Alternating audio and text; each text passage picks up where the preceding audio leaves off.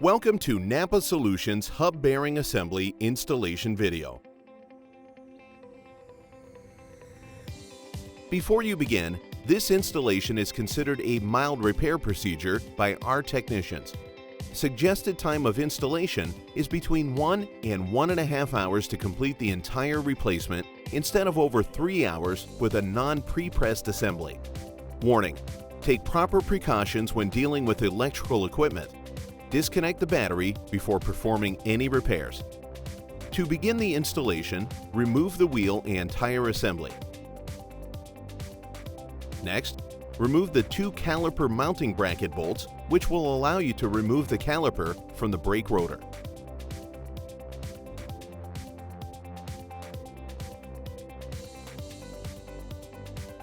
Be sure to suspend the brake caliper, not allowing it to hang from brake hose.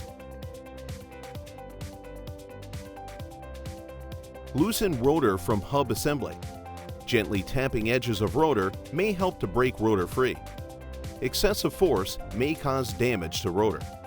Once the rotor is free from the hub assembly, you are now ready to take off the hub dust cap. Using a small flathead screwdriver, gently pry the cap from the hub assembly. Remove the cotter pin from the axle. Then, remove axle nut.